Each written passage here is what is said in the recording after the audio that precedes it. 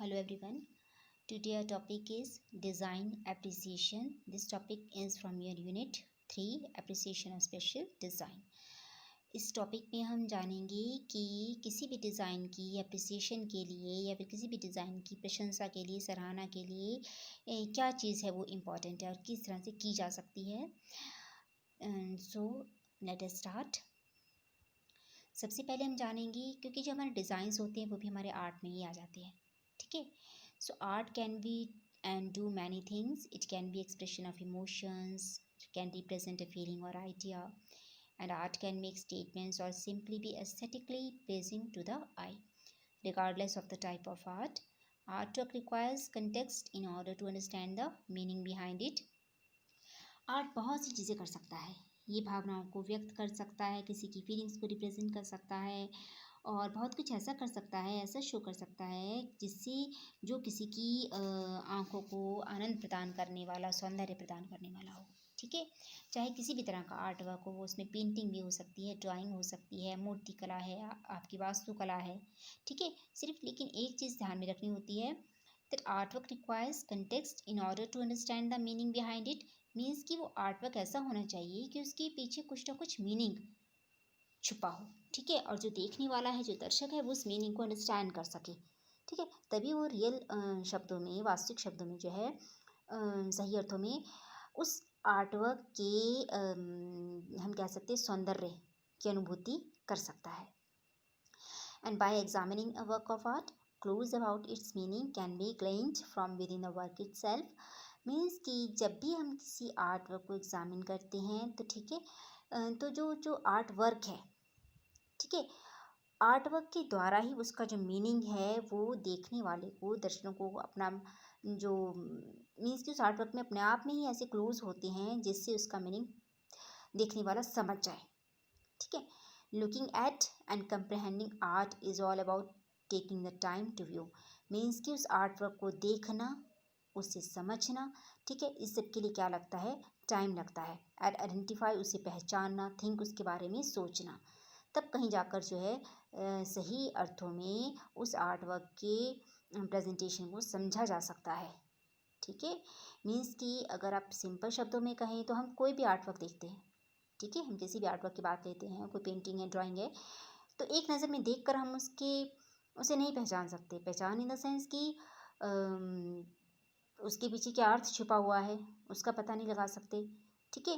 लेकिन अगर गहराई से उसे देखा जाए, उसके बारे में सोचा जाए, उसे समझा जाए, तब जाकर कहीं वो आर्ट वर्क है वो अपना मेन जो अर्थ है दर्शकों के द्वारा उसे समझा जा सकता है. ठीक है.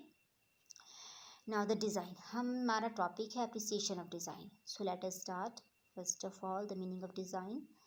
The word design as defined in the Longman Dictionary of the Contemporary English 1987 means कि 1987 में Longman dictionary of contemporary English में डिज़ाइन को किस तरह से परिभाषित किया गया है, आइए देखते हैं. नंबर 1, अ ड्राइंग और pattern showing how something is to be made. Means कि डिज़ाइन क्या होता है? इस तरह का पैटर्न जिससे यह पता लगे कि किसी चीज़ को किस तरह से बनाया गया है. ठीक है. The art of making such drawings और पैटर्न्स मीन्स की पैटर्न्स जो ड्रॉ किए होते हैं वो भी आपके डिज़ाइंस में ही आते हैं. Arrangement of parts in any man made product में जो पार्ट्स हैं, मान लो कोई मशीन है या कोई और आर्किटेक्चरल वर्क है. ठीक है. तो जो उन्हें किस तरह से अरेंज किया गया है वो भी डिज़ाइन में आते हैं. ठीक है. जिसके द्वारा जिस प्रोडक्ट की जो प्रैक्टिकल यूज़फुलनेस है वो भी प्रेजेंट हो. ठीक है. तो ये आर्ट में नहीं है आपका. जब हमने मशीन के पार्ट्स की बात की बट हम सिंपल भी डिज़ाइन की बात कर रहे हैं तो हम इसमें एग्जांपल ले सकते हैं. A decorative pattern.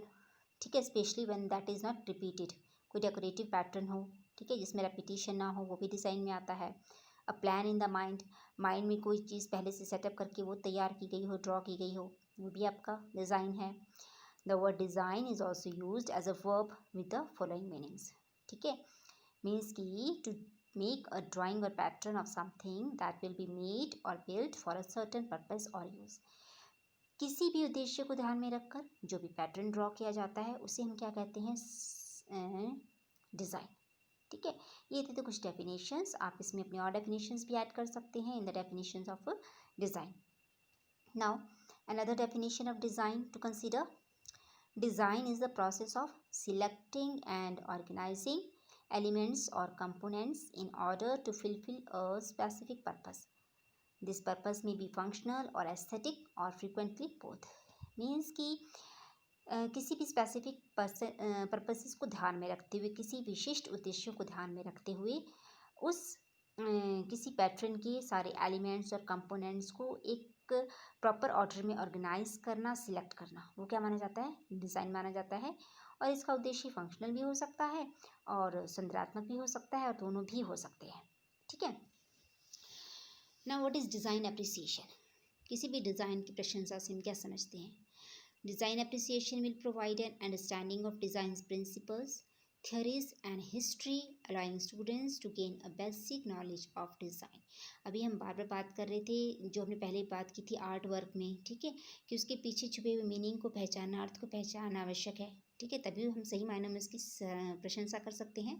तो सेम इसी केस में भी ऐसा ही है कि डिज़ाइन से संबंधित प्रिंसिपल्स, थ्योरी, हिस्ट्री, ठीक है, अगर वो पता हों तो स्टूडेंट्स उनके माध्यम से डिज़ाइन के बारे में क्या मिलेगी? उन्हें बेसिक नॉलेज मिलेगी। ठीक है, और वो कहीं ना कहीं डेली लाइफ को भी उनकी इम्पैक्ट करेगा, सपोज़ अगर कहीं वो उन्हें देखने को मिलता है तो। ठीक है, लेकिन ये तभी होगा जब अगर उनको उस डिज़ाइन से रिलेटेड प्रिंसिपल्स की थ्योरीज और हिस्ट्री उसकी नॉलेज होगी।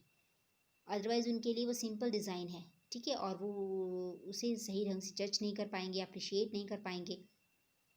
फिर हम इस टॉपिक में यही कवर अप करेंगे कि किसी भी डिज़ाइन से रिलेटेड नॉर्मली क्या प्रिंसिपल हैं, क्या एलिमेंट्स हैं। ठीक है, अगर किसी को उस एलिमेंट्स के बारे में नॉलेज होगी तभी वो उस डिज़ाइन को अप्रिशिएट कर पाएगा। सो देखते हैं कि क्या क्या एलिमेंट्स और क्या क्या कंपोनेंट्स हैं।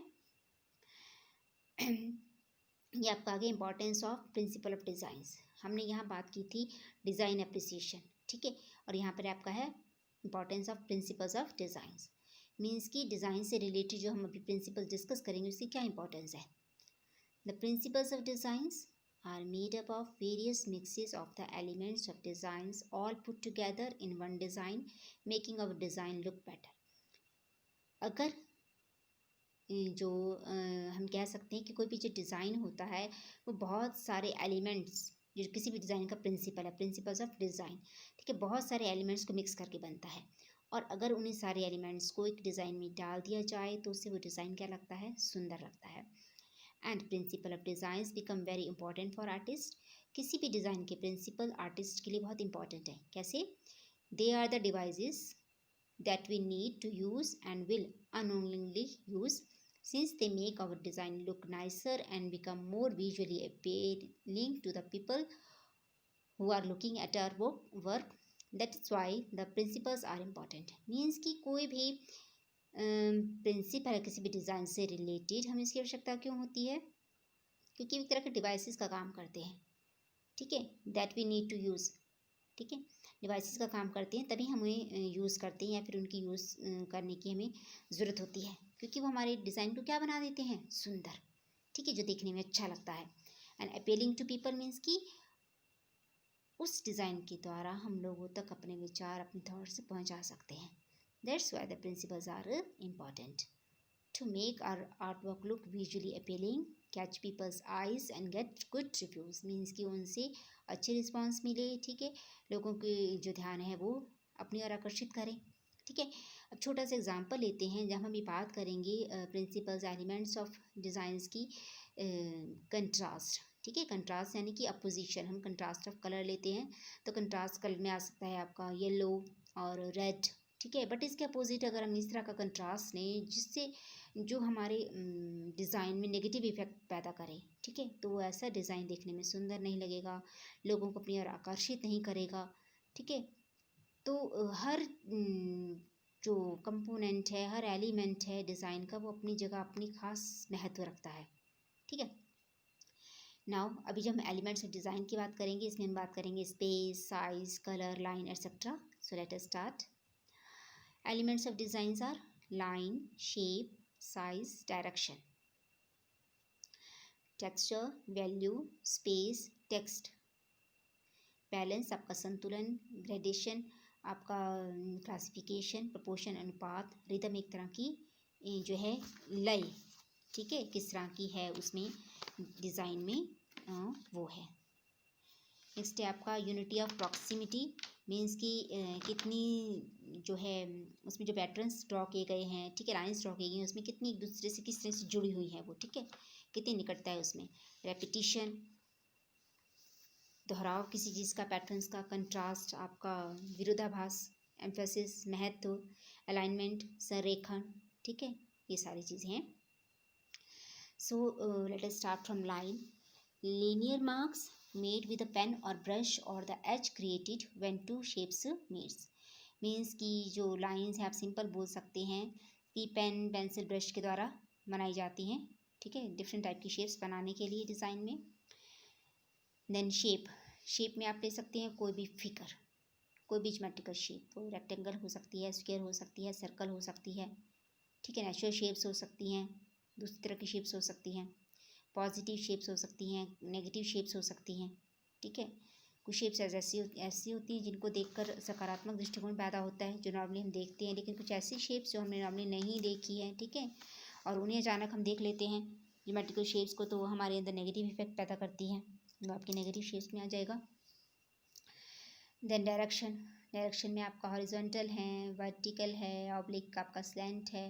जो हॉरिजॉन्टल लाइंस हैं वो आपकी कामनेस को, शांति को, स्टेबिलिटी, स्थायित्व को, ठीक है, ट्रैंक्विलिटी, संतुलन, इसको शो करती हैं। दूसरी ओर जबकि वर्टिकल हैं, ऊर्ध्वाधर लाइंस हैं, वो अलर्टनेस, एक तरह का संतुलन, उसे शो करती हैं, ठीक है। और ऑब्लिक स्लैंट लाइन, तिरछी लाइनें हैं, वो मूवमेंट, एक्शन को शो करती हैं।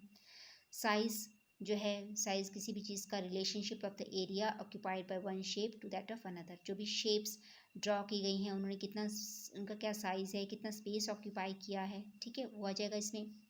फिर टेक्सचर है, टेक्सचर में आपका सिंपल आ जाएगा कि जिस तरह की सतह पर, जिस तरह के धरातल पर डिज़ाइन बनाया गया है, रफ़ है, स्मूथ है, हार्ड है, सॉफ्ट है, ठीक है। वो कलर में आपका आ जाएगा कि जिस तरह का कलर इफेक्ट देना है, ठीक है, इसमें आपका एक आ जाएगा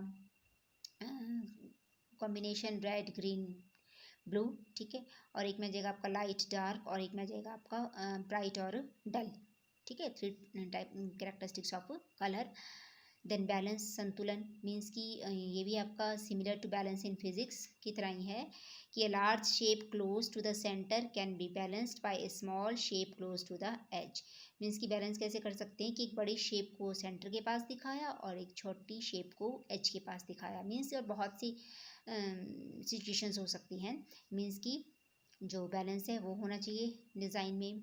और इसमें प्रॉक्सिमिटी मैंने आपको बताया था, निकटता, मीन्स कि रिलेशनशिप बिटवीन एलिमेंट्स, हर एलिमेंट्स के बीच में क्या रिलेशनशिप है, मीन्स कि इसका मतलब ये नहीं है कि that elements have to be place together, कि सारे एलिमेंट्स को एक साथ डाल दिया जाए। इसका मतलब है कि they should be visually connected in some way, सारे एलिमेंट्स विजुअली एक दूसरे से कनेक्टेड हों, इस तरह से दिखाई देने चाहिए, ठीक है। नाउ द अलाइनमेंट आपका संरेखण था, allows us to create order and organization. Aligning elements allows them to create a visual connection with each other. इस तरह का संरेखण होना चाहिए, पूरे उसमें ड्रॉवर किस तरह का होना चाहिए कि जो एक तरह का विजुअल कनेक्शन शो करे, ठीक है, एक दूसरे के साथ। रेपिटिशन, रेपिटिशन वैसे आपका दोहराव होता है, ठीक है, जो रेपिटिशन होता है कहीं ना कहीं स्ट्रेंथनेस, ठीक है, सुदृढ़ता प्रदान करता है आपके डिज़ाइन को, और ये एक तरह की एसोसिएशन क्रिएट करता है, कंसिस्टेंसी, समानता वो शो करता है, ठीक है, और एक तरह की रिदम, सबसे इंपॉर्टेंट चीज़ वो क्रिएट करता है, ठीक है, रेपिटिशन। देन आपका आ जाएगा कंट्रास्ट, कंट्रास्ट अभी मैंने पहले भी आपको बताया था, अगर हम कंट्रास्ट देखें तो अपोजिट कलर्स, ठीक है, और डार्क लाइट, इस तरह से डायरेक्शंस में कंट्रास्ट, हॉरिजॉन्टल, वर्टिकल, ठीक है, मीन्स की एलिमेंट्स को, जो महत्वपूर्ण बिंदु हैं उसके आपके डिज़ाइन के, उनको हाईलाइट करें, ठीक है, वहाँ कंट्रास्ट का यूज़ किया जाता है। देन प्रपोर्शन आपका अनुपात आ जाएगा, ठीक है, हर एक चीज़ में अनुपात बराबर होना चाहिए, जैसे कोई भी ऑब्जेक्ट्स दिखाया जा रहा है उसके अंदर वो कोई भी पार्ट दिखाए जा रहे हैं, ठीक है, कोई एक हिस्सा या फिर संपूर्ण कोई चीज़ पूरे ढंग से दिखाई जा रही है वो, ठीक है, मीन्स कि हर एक प्रपोर्शन का एक ना कोई स्टैंडर्ड होना चाहिए, उसके आधार पर वो अनुपात में विभाजित हो, ठीक है, क्योंकि अगर कोई भी जो डिज़ाइन बनाया गया है उसमें बराबर समानुपात नहीं होगा तो वो भी कहीं ना कहीं जो है सौंदर्य की दृष्टि से अधूरा रह जाएगा।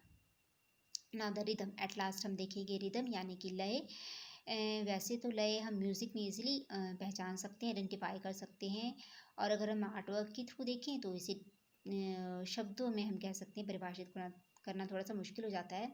आप इसको सिंपली ऐसे समझ सकते हैं कि हमारी जो आई की मूवमेंट है, ठीक है, हमारी आई की मूवमेंट है, ठीक है, I follows a regular arrangement of motives, means कि हमारी एक आई जो भी किसी डिज़ाइन को देखती है तो एक नियमित जो अरेंजमेंट हो रखी है उसके अकॉर्डिंग उसको देखती है, ठीक है, और उस आर्ट वर्क को देखकर हम उसके बारे में कुछ प्रोडक्टिविटी करते हैं, ठीक है।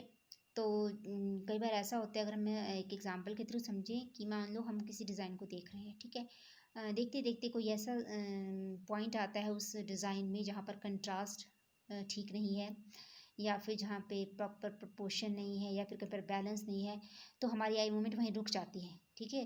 तो वो चीज़ हमारा पॉइंट ऑफ फोकस बन जाती है, ठीक है। तो वहाँ पर हमारी आई की रेगुलर मूवमेंट नहीं होती है, तो ये चीज़ किस में आ जाती है, हमारे रिदम में। तो मीन्स कि उस आर्ट वर्क में प्रॉपर रिदम नहीं रह पाती है। तो ये था हमारा last principle of design. So what we have discussed in this topic, the meaning of design, appreciation of designs, different elements of designs, और उनके बारे में भी हमने जाना। आप इनमें अपने आइडियाज़, अपने व्यूज़ भी ऐड कर सकते हैं, ठीक है। तो हमारा ये टॉपिक यहीं पे कंप्लीट होता है। Thank you.